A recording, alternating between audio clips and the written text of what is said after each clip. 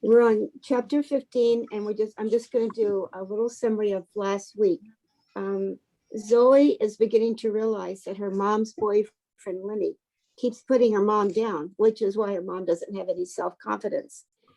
And Lenny goes into her bedroom after she overhears this conversation, and she draws an octopus on her shoulder because an octopus is her very favorite animal. As you know, the benefits of being an octopus. And one of the benefits is the octopus eye can just stare somebody down. And that's the kind of confidence that Zoe wants for herself. Okay. Now, the chapter we're going to be reading is pretty long.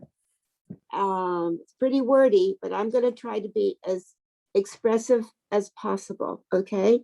And we're going to have a chance to do some reflections afterwards. All righty. Definitely. Chapter 15. Okay.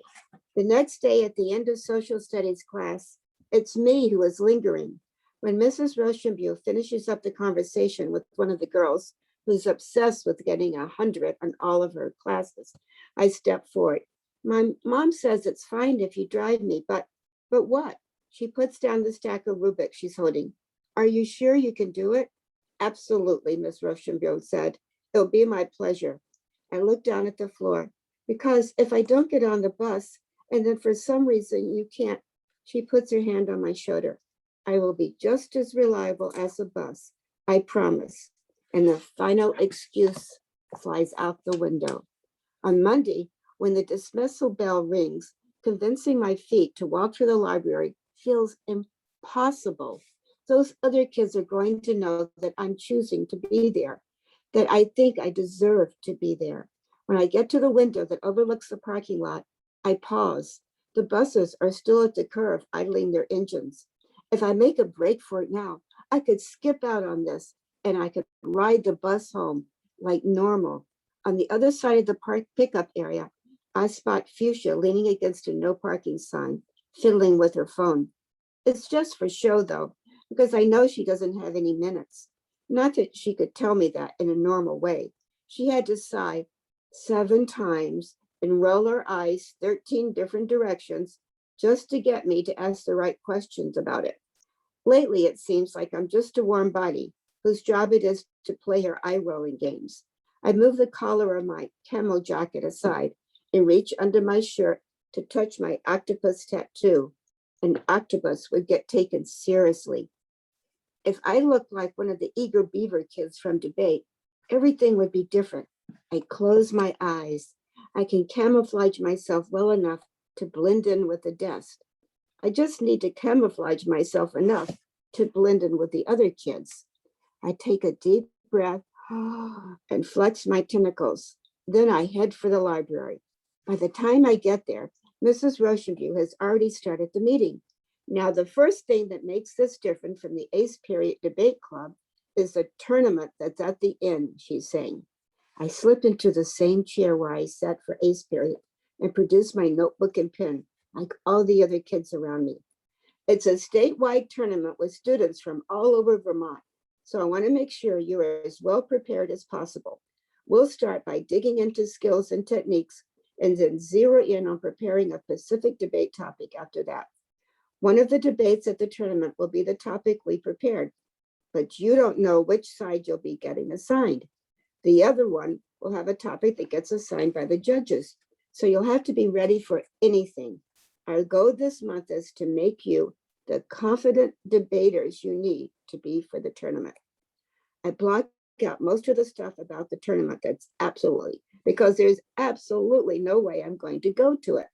But I do take note of another word that Mrs. Rochambeau keeps saying, confident.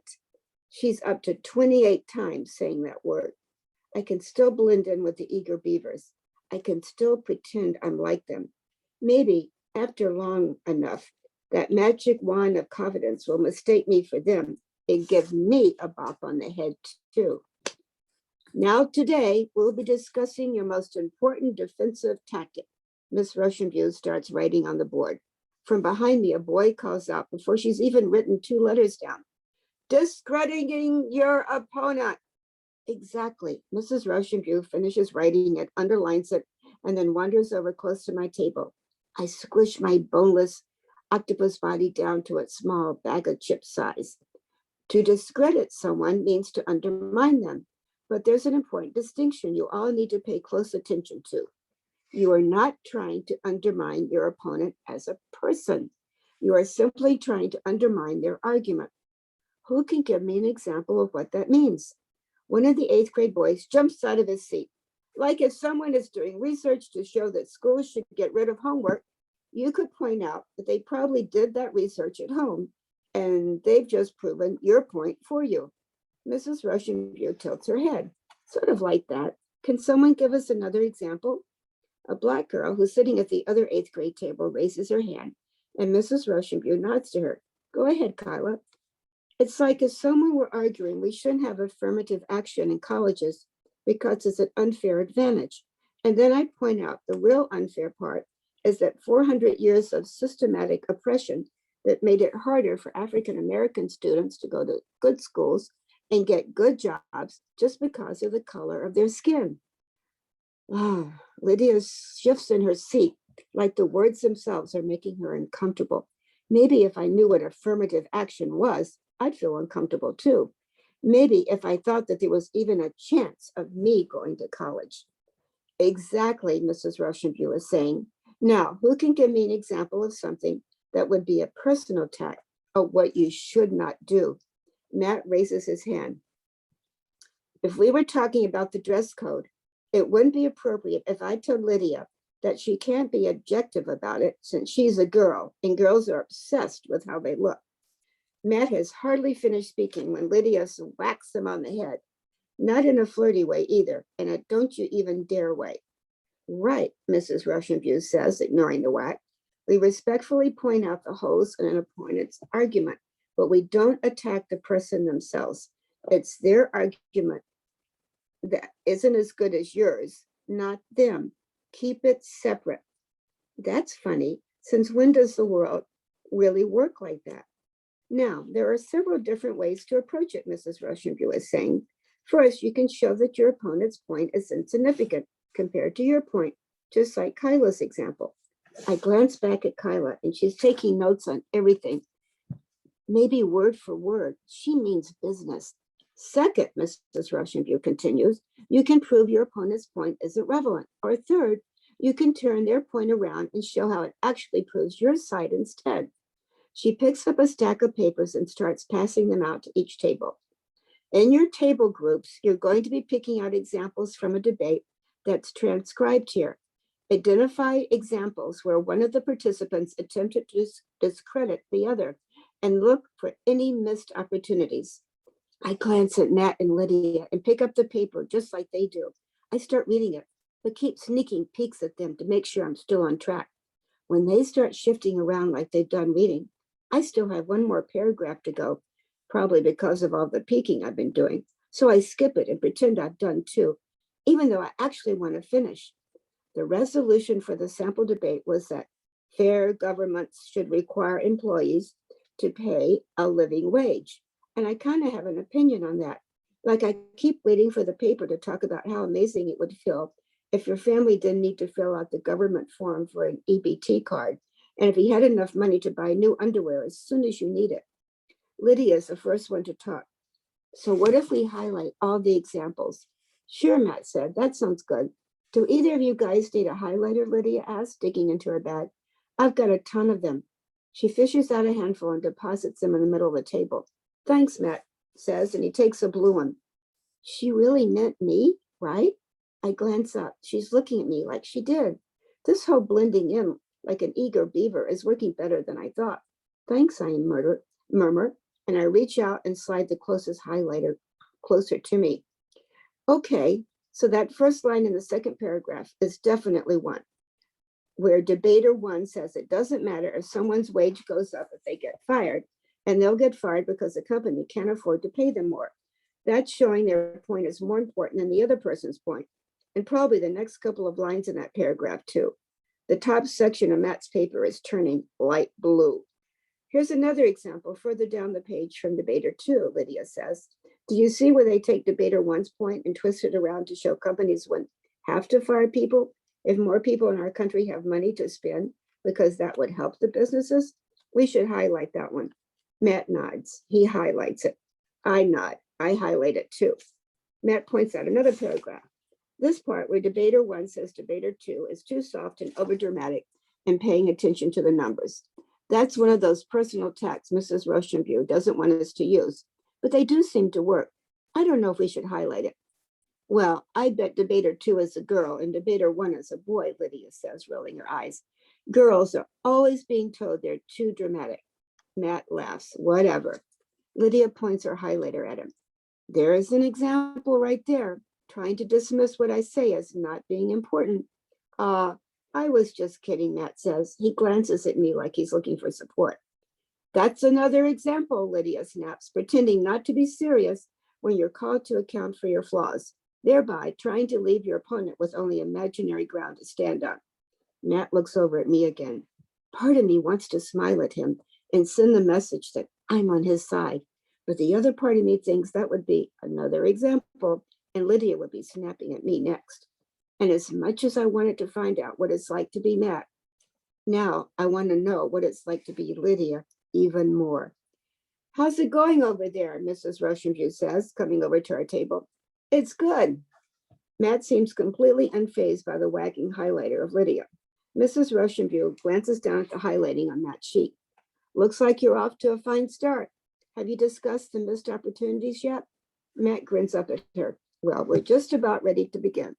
Mrs. Rochambeau nods and moves over to the table of eighth grade boys who are all standing up and yelling at each other. So what debater two should have said after being called overdramatic, Lydia says, is that the only person being overdramatic is the person who thinks all businesses are going to collapse if workers get paid enough. And that if he thinks it's overdramatic to actually face the realities of what workers are, Matt cuts her off. But if she says it like that, it'll just prove his point that she's overdramatic. She needs to. As Matt and Lydia go back and forth about what imaginary things these imaginary people could have said to each other, I sneak looks at both of them. Could I really be like them? I mean, an octopus can change colors 10 times in a matter of seconds. So all sorts of ridiculous things are possible. As I lean back, I overhear Kyla at the other table saying that if people always made a living wage, they'd be able to buy things like books for their kids to read, and how that would be a good thing for the country. I love my octopus book. Imagine if I had two. I go to debate club on Wednesday, Thursday, and Friday, and nothing explodes. I don't ever actually say anything, but I pay attention and I do the written parts. Mrs. Rochambeau drives me home every day. Her car smells like coffee, and I'm on time to pick up Bryce and Aurora. Plus, Mrs. Rochambeau doesn't complain about it, and she doesn't push me about how quiet I am at debate club and everywhere else, too. Maybe she feels bad about the suck it up comment. I mean, she should. Instead, she talks about things she heard on the radio or saw on TV, like stories about Peru where Connor had been, and documentaries about this kind of jellyfish that recycles its body as it ages. So unless it gets eaten by something else, or it's smushed or gets smushed or dried up, it never really dies. I'm not going to get Frank to change the channel on his TV, but I kind of want to see for myself all the interesting bits she tells me about. Of course, I'm not going to tell Mrs. R about that. At debate club that following Monday, when we're going to be brainstorming ideas that could be our prepared topic, I take my seat and get out my notebook like I always do. I start doing what Kyla does, writing lots of stuff down. And it seems like people do take you more seriously when you do that. And they don't ever ask to know what it says. So they can't tell you it's stupid. Remember, Mrs. Rochambeau is saying as she paces in front of the whiteboard with the marker in hand, the topic has to be something where you can understand both sides of it because you don't know which position you're going to be assigned. People start calling out possible topics, and she writes each one of them on the whiteboard almost as fast as they come.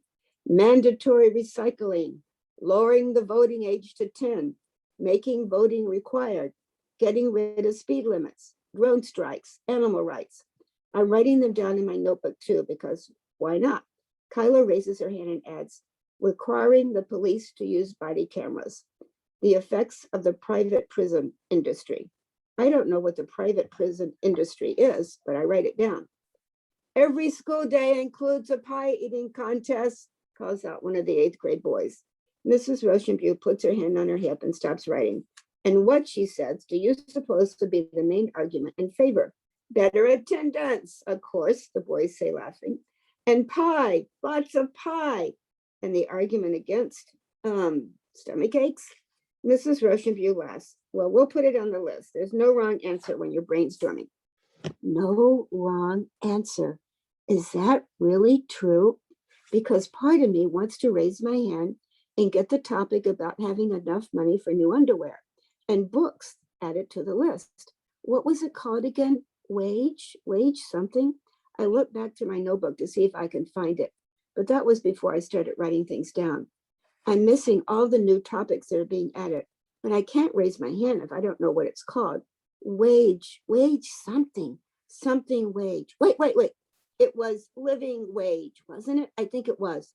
I take a deep breath and I raise my hand. But before Mrs. Rochenbew turns around to see it, something else happens. Attention, attention. An automated voice comes over the loudspeaker. This is a lockdown. This is a lockdown. Follow lockdown protocols immediately. This is a lockdown. Follow lockdown protocols immediately. I pull my hand back down to my side.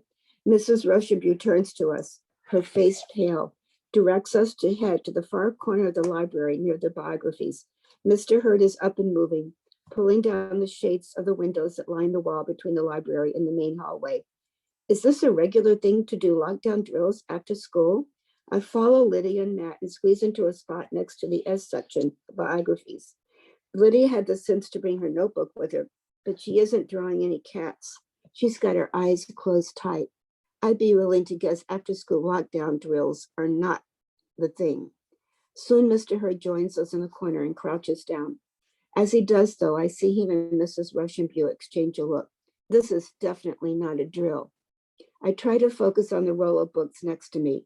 Shakespeare, Socrates, Joseph Stalin, Elizabeth Cady Stanton, Henry Sampson, Molly Stark, Harriet Beecher Stowe, all those people, all dead. I glance over at Lydia's notebook. She started drawing cats again, but in a kind of a frantic way. There are so many cats, cats with stripes, cats with 3 eyes, a cat wearing a top hat. Kyla is sitting on one aisle over, but there are too many biographies in the way to tell she's freaking out too. Even if everything is fine, what if we have to sit here so long that Mrs. Rochenbew can't get me to the bus stop before Bryce and Aurora get off? I close my eyes to block out the image of Aurora in the street with that car coming towards her and Bryce screaming from the other side of the road, but it's no use. And if everything isn't fine, I take a deep breath and try to keep my leg from going all jittery. I'm too close to everyone else to hide it if it does. If I'm going to die, I don't want to spend the last few minutes being embarrassed in the biography aisle. I mean, we're probably not going to die, right? But still, sometimes all it takes is being in the wrong place and you get way too close for comfort.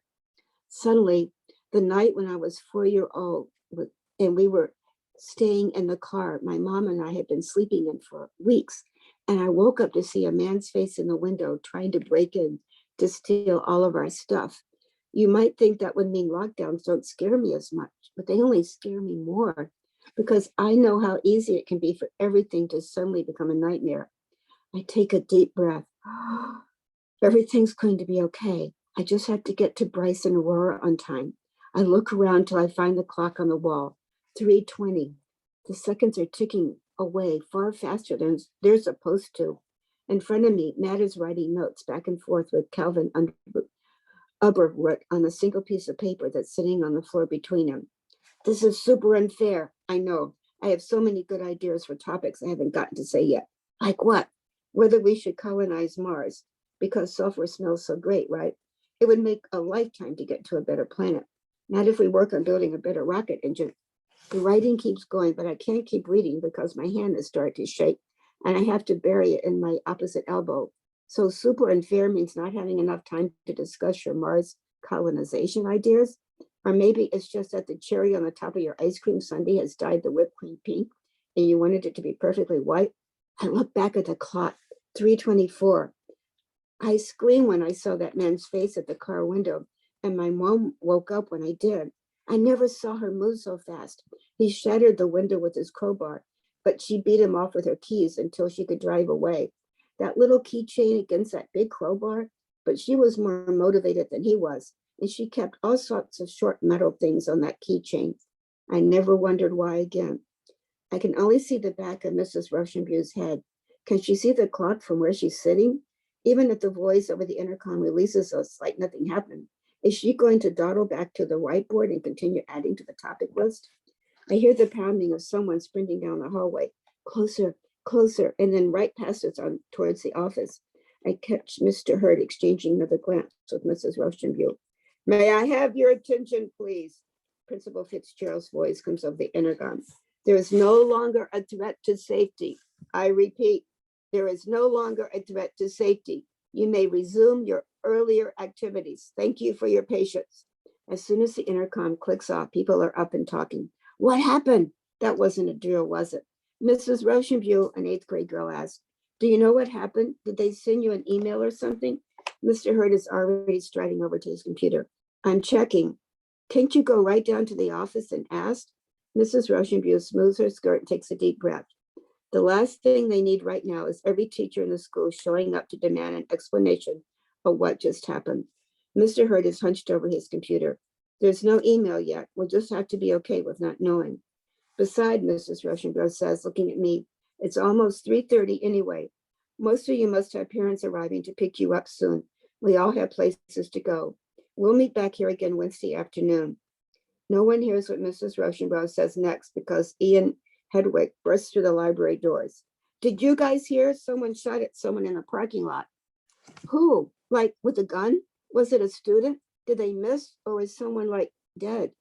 Kids immediately swarm around him, but I sink down into a chair.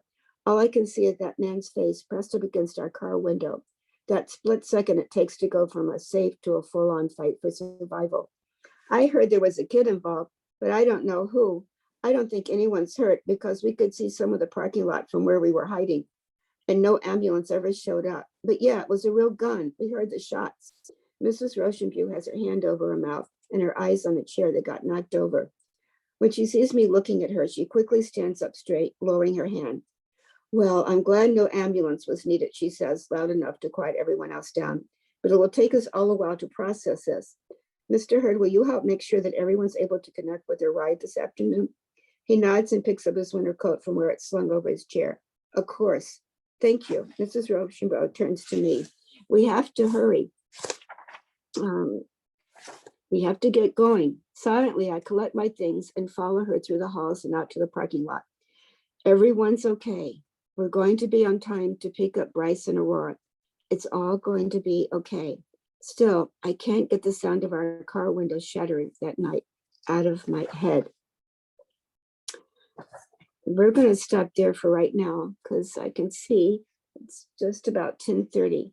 And I'm just going to, all right, this is called Patches Lost and Found. And it looks, there's a little girl sitting next to her cage and the door is open. So whatever pet she had inside that cage, it looks like the cage is empty. But we'll see what happened. And it starts off, and I mean, the child's name is Jenny, and she's laying on her floor of her house, and she's drawing. Jenny loved to draw pictures. She drew pictures of mom and herself on vacation. She drew pictures of her house and the street where they live. She drew pictures of her pet guinea pig, Patches. She drew pictures of her school and her teacher, Mr. Griswold. One Monday, Mr. Griswold announced to the class, your assignment for next Monday is to write a story. You can work on it at school and at home. Could I draw a picture instead? Jenny asked. Mr. Griswold shook his head. Not unless it goes with the words. Words first. All the way home on the school bus, Jenny tried to think of something to write about. Nothing came. Her mind was like an empty sack. Writing had always been hard for her. And there you see a picture of her teacher, and he's writing on the board what their assignment is. And there's Jenny. And it looks like one of her classmates is really excited about doing that. He doesn't seem to have any trouble writing stories. When she got home, Mom asked, how was school? Not so good, said Jenny. I have to write a story. I want to hear more about it, said Mom. But first I have to tell you, Patches is missing. I went to feed him and his cage door was open. Oh no, said Jenny, my poor guinea pig. Let's look for him, Mom said. He must be nearby. They looked under Jenny's bed and her closet. They looked in Mom's room and all over the house. No Patches. Uh-oh, this is really, really bad. And it shows her mom, they're under the table. You know, they're looking under the bed, in the closet. It's not working. But I have an idea, Mom says. Why don't you make some posters? We'll put them up around the neighborhood. Okay, says Jenny. She pulled out paper and crayons and drew a picture of a big white guinea pig. He had a black patch over one eye and another over his tail. Under the picture, she wrote Patches and lost and gave her phone number. And there she is. Well, that's a pretty good picture, okay? And it looks like it's a pretty large poster. So people are going to see it. After dinner, Jenny and her mom put up the posters. But by the bedtime, there was still no Patches. The next morning, he hadn't shown up either. Where could he be? Jenny asked. I'm sure he'll turn up. And shows her mama and her. Okay, where are they? There they go. And they're putting posters up everywhere on the store. Okay. They're like at a telephone pole. They're sort of blanketing their neighborhood. Jenny went back to her room. She sketched what could have happened to Patches. She drew him skithering out the back door, and then she drew him hiding under a bush in the garden. She taped the drawing to a wall. They hadn't looked in the garden. Maybe Patches was there. Jenny went out to check, but he wasn't under any bushes. Okay, and she's looking under trees. Okay, and there she is, drawing a picture. Because remember, that's what Jenny likes to do the very best. At school, Jason and Allison asked Jenny, have you thought of a story yet? No, said Jenny miserably. I haven't thought of anything. And it shows all the kids at their computers. This one. Okay. Am I getting that picture right? Okay, there's the kids at the computers. All right. And this book is flopping on top of me as I'm talking to you. Here we go. When Jenny got home that afternoon, she raced into her mom's office. Sorry, Jenny, no Patches. Jenny pulled out paper and crayons. She drew more pictures about what could happen. She drew a picture of a thief stealing Patches and running down the street. And she drew another picture of the thief getting on a motorcycle and riding away.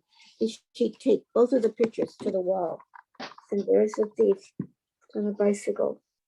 And he's got a black and white striped uniform on. Wednesday came and went, no word on Patches, and Jenny still didn't have an idea for a story. Any progress? Mr. Griswold asked, and Jenny shook her head. At home that night, Jenny finished more drawings. She drew the thief carrying Patches onto a train. She drew a passenger on the train spying on the thief and calling the police. And she hung both pictures on the wall. And there's her teacher, Mr. Griswold. He's asking her, oh, Jenny, got to think of something. On Thursday, Jenny asked Mom if she could stay home from school. She hadn't thought of a story and she hadn't found Patches. Okay, said Mom, you do look pale. Maybe the day of rest would do you good. Jenny stayed in her room. She drew a picture of the police setting out to capture the thief. She drew another picture of the police arresting him. She taped both pictures to her wall. On Friday, Jenny really did feel sick. She had a sore throat and a cough, and all day long she drew more pictures. She drew the police taking the thief off to jail. She drew the police captain carrying Patches home to her and her family. She drew a picture of herself and Mom standing in their doorway, welcoming Patches home. And she taped all three pictures to her wall. I'm getting there to you. Here you go. You guys see what's happening? Is Jenny actually making a story here? The next day was Saturday, and Jenny didn't have to worry about going to school. As she was finishing breakfast, someone knocked on the door. Mom went to open it. Hi, said Mr. Scooter from down the block. I think I have something for you. He blinked through his thick glasses, and in his arms was Patches. Patches! Jenny shouted. Where did you find him, Mr. Scooter? Under a bush. I didn't see your posters until last night. By then he nibbled my whole lawn, better than any lawnmower. Oh my goodness, said Mom. Oh, thank you, said Jenny. And she gave Patches a hug and a squeeze. And she's running to the door. And there's her neighbor with Patches, all snuggled close in his arms. Later that day, Mom came into Jenny's room. Jenny was cuddling Patches. So what are you going to write your story about? Jenny shrugged. I can't think of anything to write. Mom glanced up. Look at those pictures. They tell a wonderful story. All you have to do is add words to your picture. Mom was right. Jenny found it was easy to add words now that she had done all of her pictures. And there she is. She's got all the story right on the wall. Okay. Okay, now I'm going to show you that this is the same wall. Okay, and those are the pictures, and Jenny has taped the words to each one. Okay. And so I like it that she's got it right in front of her on her bedroom. On Monday, Jenny brought her story, Patches Lost and Found, to school. She read it out loud to her class.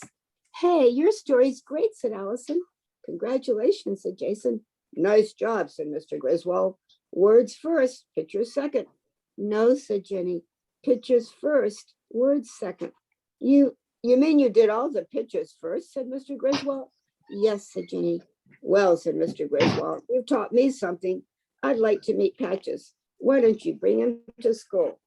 And there's all the kids in her class listening to the story. And the last picture shows, ta-da, let me get the pages unstuck. There's Patches on the grass, Mr. Griswold. The kids are enjoying him. That's the end of Patches Lost and Found by Stephen Knoll. I really like that because she was able to teach the teachers something, right? First, said Jenny, you draw the pictures and then you add the words. And that's how I do it.